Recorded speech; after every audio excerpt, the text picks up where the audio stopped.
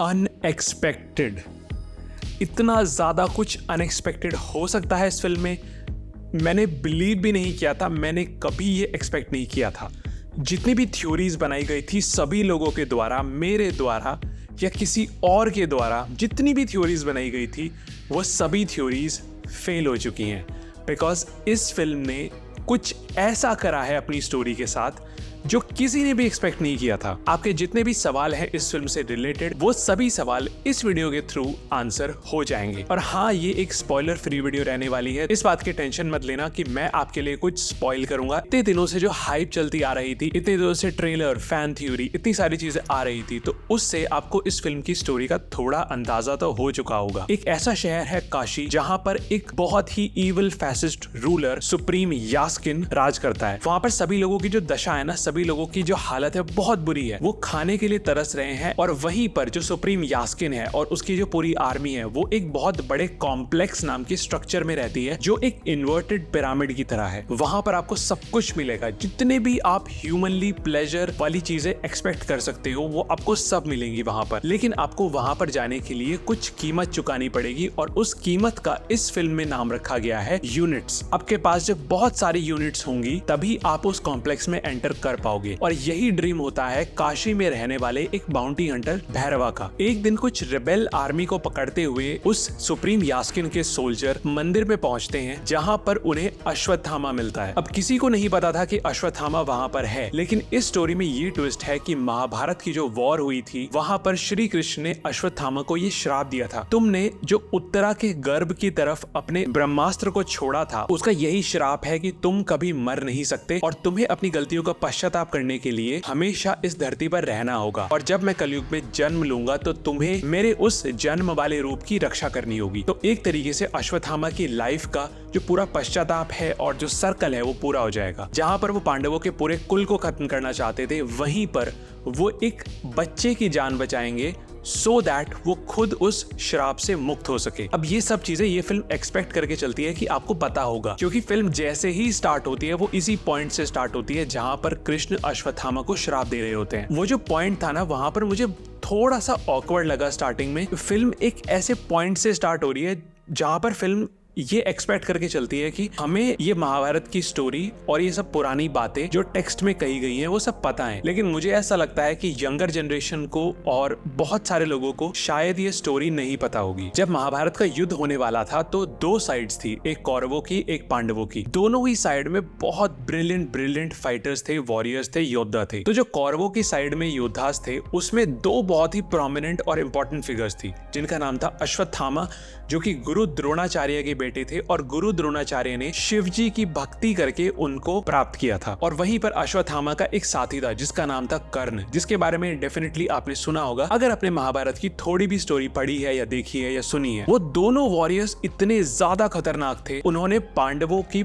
पूरी सेना को बहुत बुरी तरीके से मारा था। लेकिन वहीं पर पांडवों की तरफ थे कृष्ण। अब यही एक फैक्टर था जिसकी वजह से पांडवों की जीत हुई थी। तो वहां पर अश्वत्थामा जब अपने सभी साथियों को खो देते हैं, अपने पिता को भी खो देते हैं, तो वो इतना ज्यादा गुस्सा हो जाते हैं, अपना ब्रह्मास्त्र अर्जुन की तरफ छोड़ते हैं। लेकिन कृष्ण मना करते हैं दोनों को कि भाई तुम अपना ब्रह्मास्त्र मत छोड़ो, बिकॉज अगर ये दोनों ब्रह्मास्त्र अर्जुन की तरफ से और अश्वत्थामा की तरफ से दोनों टकरा जाते हैं तो इस सृष्टि का नाश हो सकता है। अब अर्जुन को तो पता था कि मुझे अपने ब्रह्मास्त्र को कैसे रोकना है, लेकिन अश्वत्थामा को ये नहीं पता था। तो उन्होंने अपने ब्रह्मास्त्र को उत्तरा की कोख की तरफ मोड़ दिया, बिकॉज वो इतने गुस्से में थे और वो चाहते थे कि पांडवों के पूरे कुल का नाश हो जाए। इसीलिए कृष्ण ने उनको एक श्राप दिया था कि तुम मरोगे नहीं, तुम हमेशा इस कलयुग में तड़पते रहोगे और जब मैं दोबारा जन्म लूंगा इस कलयुग को खत्म करने के लिए, कली को मारकर कल्कि के रूप में जब मैं जन्म लूंगा तब तुम मेरी रक्षा करोगे और तभी तुम्हारा ये पश्चाताप पूरा होगा। ये जो पूरी स्टोरी है फिल्म ये मानकर चलती है कि आपको ये पता होनी चाहिए। अब इसका जो फ्यूजन करा गया है एक डिस्टोपियन एरा के साथ, एक फ्यूचरिस्टिक लुक के साथ, मुझे वो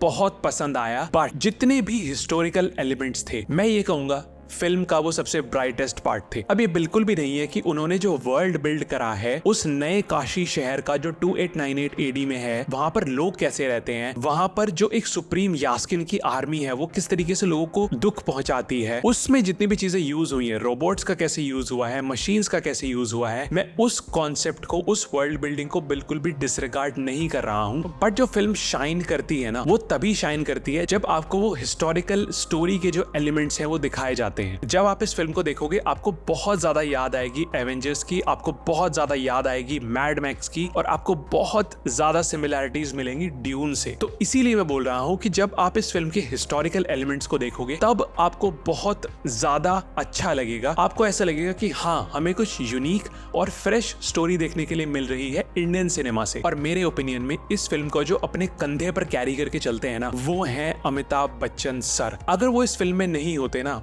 मुझे नहीं लगता कि ये फिल्म इतना ज्यादा लोगों को पसंद आती। एक चीज जो लोगों को नहीं पसंद आ रही थी वो थी प्रभास की कॉमेडी। आई डोंट नो कि ये सिर्फ मेरे साथ ही हुआ या क्या हुआ, लेकिन इस फिल्म में जो प्रभास को एक कॉमेडिक कैरेक्टर का जो उनका कैरेक्टर सेटअप करा गया था वो मुझे नहीं पसंद आया। एंड ऊपर से जो उनकी दिशा पाटनी के साथ केमिस्ट्री होती है वो बहुत ही क्रिंज लग रही थी, बहुत क्रिंज लग रही थी। और उन दोनों के बीच में एक सॉन्ग भी है, वो तो भाई बहुत ही ज्यादा क्रिंज लगा मुझे। आई एम रियली सॉरी अगर कोई प्रभास का फैन देख रहा है, मैं कोई प्रभास का हेटर नहीं हूँ, बट उनकी पुरानी फिल्में इतनी अच्छी नहीं थी। इस फिल्म के अंदर उनका काम मुझे काफी अच्छा लगा। एंड में एक ऐसा ट्विस्ट आता है जो किसी ने एक्सपेक्ट नहीं किया था, और वो ट्विस्ट प्रभास से रिलेटेड है। एंड वहां पर प्रभास को देखने के बाद डेफिनेटली डेफिनेटली डेफिनेटली सभी उनको बहुत पसंद करेंगे। सुप्रीम यास्किन का जो कैरेक्टर प्ले किया है कमल हसन ने, वो एक प्रोजेक्ट के ऊपर काम कर रहा है। अब वो प्रोजेक्ट के क्या है इस फिल्म के अंदर नहीं बताया जाता है। हाँ, थोड़ी सी हिंट दी जाती है इस फिल्म के एंड में, लेकिन मुझे लगता है कि ये फिल्म ना एक बिल्डअप की तरह काम करती है, जो कल की सिनेमैटिक यूनिवर्स में आने वाली जो फिल्म्स हैं, आने वाले जो पार्ट्स हैं, आने वाले जो इवेंट्स हैं, उनके लिए एक सेटअप का काम करती है। आगे जो होने वाला है इस फिल्म के जरिए उनको सेटअप करा गया है। एंड मैं बहुत एक्साइटेड हूँ भाई। सेटअप का जो स्केल है वो ऐसा है, तो आने वाले पार्ट्स के लिए मैं वेट नहीं कर सकता भाई। मैं बहुत एक्साइटेड हूँ, और वो सबसे ज्यादा इसलिए एक्साइटेड हूँ बिकॉज जो इस फिल्म के एंड में होता है मैंने एक्सपेक्ट नहीं किया था भाई। मेरी कल्पना से वो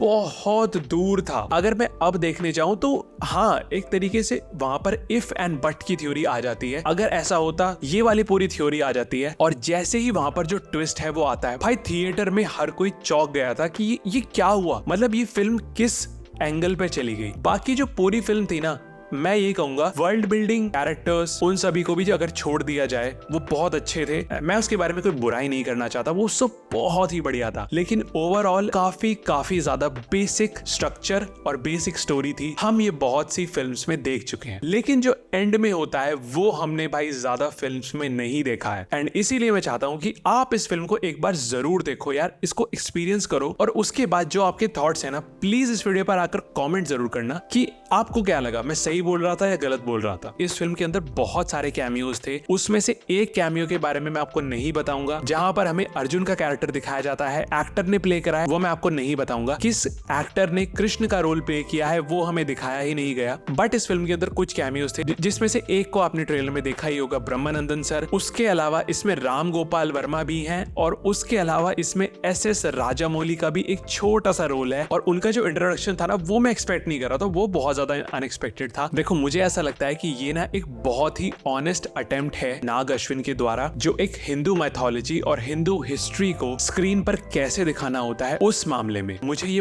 बहुत ही ऑनेस्ट अटेम्प्ट लगा। और किस तरीके से आप हिंदू मैथोलॉजी की स्टोरीज को एक डिस्टोपियन एरा, एक फ्यूचरिस्टिक डिस्टोपियन एरा के साथ कैसे फ्यूज करोगे, कैसे उसको कंबाइन करोगे, उस पर्सपेक्टिव से अगर मैं इस फिल्म को देखूं तो मुझे ये फिल्म बहुत ज्यादा पसंद आई। और इसीलिए जब आप इस फिल्म को देखने जाओगे तो इसका जो फर्स्ट हाफ है वो आपको बहुत बेसिक लग सकता है। वो सभी वो इवेंट्स दिखाता है जो आप पहले किसी ना किसी हॉलीवुड फिल्म में देख चुके होंगे, या फिर इसके ट्रेलर को देखकर अगर आपने अच्छे से स्टडी किया होगा तो उसको समझ चुके होंगे। लेकिन इस फिल्म का जो सेकेंड हाफ है वहां पर फिल्म बहुत अच्छा निकल के आती है। तो क्या मैं इस फिल्म को देखना रिकमेंड करूंगा या मैं रिग्रेट करता हूं इसको देखना? तो 100% मैं एक बार आपको जरूर रिकमेंड करूंगा कि हाँ भाई, जाकर देखो। इस तरीके की फिल्म्स इंडिया में बहुत कम बनती हैं, और अगर ये फिल्म सक्सेसफुल होती है तो ये आने वाली इंडियन सिनेमा की हिस्ट्री में एक बहुत बड़ा बेंचमार्क सेट कर सकती है।